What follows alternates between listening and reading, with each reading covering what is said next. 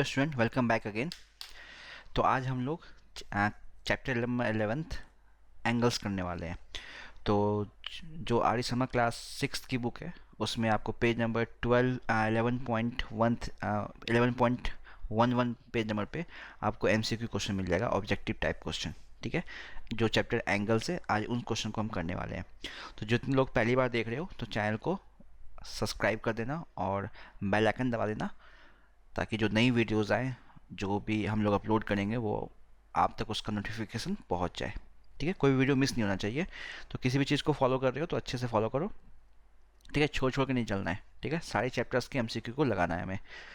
चलो स्टार्ट करते हैं। क्वेश्चन नंबर 1 जो दिख रहा है, the vertex of an angle lies. किसी भी एंगल का वर्टेक्स कहाँ लाई करता है ये पूछ रहा है।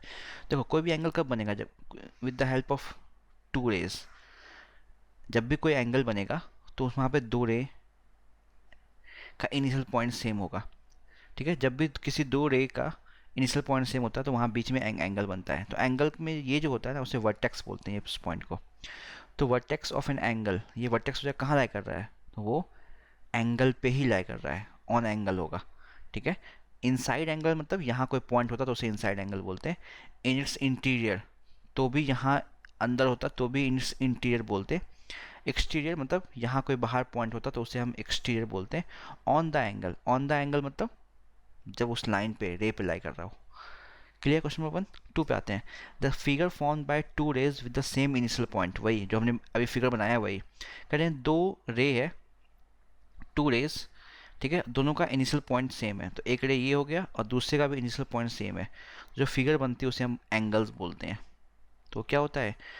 An angle. ठीक है, तो जहाँ पे दो रे मीट करेगी और उनका इनिशियल पॉइंट सेम हो, ठीक है, तो उसे कहते हैं angle. Angle of measure 0 degree, 0 degree angle को क्या बोलते हैं? तो पहला है कंप्लीट एंगल। तो कंप्लीट एंगल नहीं बोलते, कंप्लीट एंगल 360 डिग्री होता है। राइट एंगल वो भी नहीं बोलते, राइट एंगल मतलब 90 degree. Straight angle, straight angle मतलब 180 डिग्री। तो बचा option D, none of this. ठीक है, बेसिकली 0 डिग्री मेजरमेंट को हम 0 डिग्री एंगल ही बोलते हैं। ठीक है, अगर वैसे देखना है तो कंप्लीट एंगल मतलब 360 degree. Complete angle 360 degree, right angle 90 degree, straight angle 180 degree. ठीक है, एंगल में ऑफ मेजर 90 डिग्री, तो अभी मैंने ऊपर बताया 90 डिग्री मेजरमेंट को कहते हैं हम राइट एंगल। तो ऑप्शन बी यहाँ पे करेक्ट हो जाएगा। 90 डिग्री वाले मेजरमेंट को कहते हैं हम राइट एंगल। ठीक है, and angle of measure 180 degree, 180 को कहते हैं स्ट्रेट एंगल। मैंने अभी बताया ऊपर 180 होता है, वो स्ट्रेट एंगल होता है। क्लियर है? तो क्वेश्चन नंबर 5 तक क्लियर है। तो स्ट्रेट एंगल मतलब 180 डिग्री। चलो चलते हैं अपने नेक्स्ट क्वेश्चन पे। 5 तक कंप्लीट। कोई भी डाउट हो, कोई भी कन्फ्यूजन हो, कुछ भी समझ में नहीं आए, कमेंट सेक्शन में डालना। ठीक है, मैं अपने नेक्स्ट वीडियो में तुम्हारे डाउट को क्लियर कर दूंगा। क्वेश्चन नंबर 6 देखो। एंगल ऑफ मेजर 360 डिग्री, तो 360 वाले को हम कहते हैं कंप्लीट एंगल। ठीक है, तो याद रखना कंप्लीट एंगल मतलब 360 degree, complete angle 360 degree. Straight line या स्ट्रेट एंगल मतलब 180 degree, right angle 90 degree. An angle of measure 140 degree, 140 degree को वो कह रहे हैं क्या बोलेंगे? Acute angle, obtuse angle, straight angle, complete angle. ठीक है, देखो अब ऑप्शन सी जो स्ट्रेट एंगल, तो स्ट्रेट एंगल मतलब 180 डिग्री, तो ऑप्शन सी तो 180 डिग्री होगा। ऑप्शन डी कंप्लीट एंगल, ये जो है कंप्लीट एंगल वो तो 360 डिग्री होता है, तो ऑप्शन ए और बी में होगा। तो यहाँ पे एक्यूट एंगल, एक्यूट एंगल क्या होता है? एक्यूट एंगल होता है, एक्यूट एंगल जो होता है वो होता है लेस देन 90 डिग्री। कोई भी एंगल जो 90 डिग्री से छोटा उसे कहते हैं हम एक्यूट एंगल। 89.5 डिग्री भी होगा तो उसे एक्यूट एंगल बोलेंगे। 80 degree acute angle, 60 degree acute angle, 40 degree, ये सब एक्यूट एंगल में आते हैं। ठीक है, अब 90, अगर 90 डिग्री है तो वो राइट एंगल में आएगा। ठीक है, इसको नोट डाउन कर लेना, इंपॉर्टेंट है। 90 डिग्री राइट एंगल, 90 डिग्री से छोटा, चाहे वो 0.1 डिग्री भी छोटा हो जाए तो उसे हम एक्यूट एंगल बोलते हैं। जैसे ही 90 डिग्री से बड़ा होगा उसे कहेंगे ऑब्ट्यूज एंगल। तो यहाँ पे 140 जो 90 से बड़ा है तो वो ऑब्ट्यूज एंगल हो जाएगा। ठीक है, जो एंगल 90 से बड़ा होगा उसे ऑब्ट्यूज कहेंगे। वो 90 से लेके 180 के बीच में होगा। 90 पे तो राइट एंगल हो जाता है, 180 पे स्ट्रेट एंगल होता है। 90 और 180 के बीच में कोई भी एंगल हो, चाहे 91 हो, 179 हो, 172 हो, 150 हो, ये सब 90 से 180 के बीच में, तो ये ऑब्ट्यूज कहलाते हैं। क्लियर है? नेक्स्ट एक नया टर्म आ गया, रिफ्लेक्स मेजरमेंट। तो रिफ्लेक्स मेजरमेंट जो होता है वो 180 से बड़ा होता है, और ठीक है, बेसिकली रिफ्लेक्स एंगल जो होगा वो 180 से बड़ा होगा, इस बात का ध्यान रखो, बट लेस देन 360। अब देखो, एक होता है 0 से 90, फिर होता है 90 डिग्री, फिर होता है 90 से 180 डिग्री, फिर होता है 180 डिग्री, एग्जैक्टली 180 डिग्री, फिर होता है 180 से 360 डिग्री, फिर होता है 360 डिग्री। ये मेजरमेंट होता है एंगल का। ठीक है, वैसे आगे पढ़ोगे ये। ठीक है, तो 0 से 90 वाले को कहते हैं हम एक्यूट एंगल, इसको लिख लो। 0 से 90 एक्यूट एंगल, 90 डिग्री अगर एग्जैक्टली 90 डिग्री के इक्वल है उसे कहते हैं राइट एंगल। अब 90 से लेके 180 के बीच में कुछ भी हो उसे कहेंगे ऑब्ट्यूज एंगल। 180 को कहते हैं straight angle, straight angle exactly 180 degree तो स्ट्रेट एंगल। 180 से 360 के बीच में कुछ भी होगा उसे कहेंगे रिफ्लेक्स एंगल, और 360 के इक्वल कुछ भी होगा, एग्जैक्टली 360 के इक्वल, उसे कहेंगे हम कंप्लीट एंगल। तो यहाँ पे क्या पूछा गया है? यहाँ पे पूछा गया है रिफ्लेक्स एंगल मेजरमेंट। तो रिफ्लेक्स एंगल क्या होता है? 180 से 360, तो 180 से 360 ऑप्शन सी, तो 8 का यहाँ पे सी हो जाएगा। चलते हैं क्वेश्चन नंबर 9 पे। Number of degree in two right angle, two right angle में कितने डिग्री होंगे? तो वन राइट एंगल जो होता है, वन राइट एंगल, ठीक है, ये मैंने लिखा है one right angle, short form में लिखा है, वो 90 डिग्री के इक्वल होता है। तो टू राइट एंगल किसके इक्वल हो जाएगा? 90 प्लस 90 डिग्री, यानी कि 180 डिग्री के इक्वल हो जाएगा। तो 9th का बी हो जाएगा। क्लियर है? 9th तक क्वेश्चन क्लियर हो गया। चलते हैं अपने 10th पे।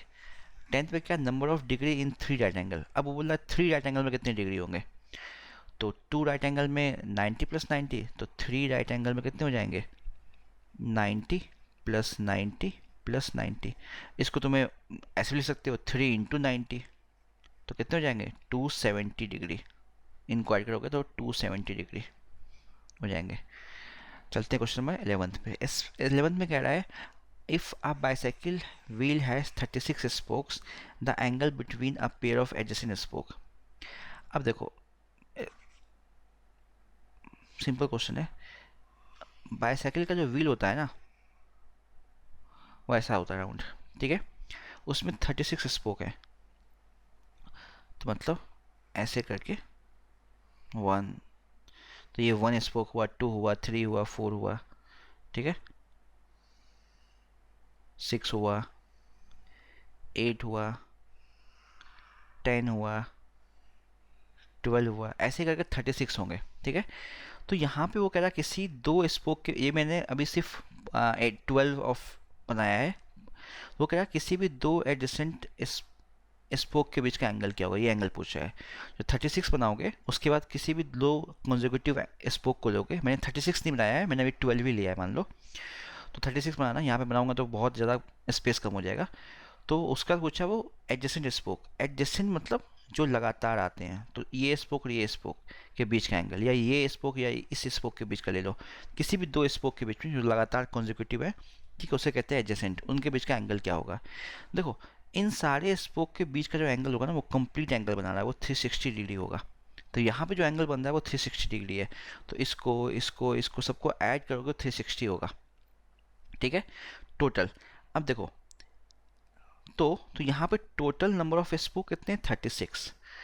ठीक है, तो कंप्लीट 360 डिग्री है, तो दो स्पोक के बीच में जो एंगल होगा ये कितना हो जाएगा? 360 अपॉन 36, मतलब 10 डिग्री। तो ये 10 डिग्री हो जाएगा। ठीक है, किसी भी दो स्पोक के बीच में देखो, ये 10 डिग्री होगा, फिर ये 10 डिग्री होगा, ये 10 डिग्री होगा, ऐसे ही ऐसे कितने बन जाएंगे यहाँ पे एंगल?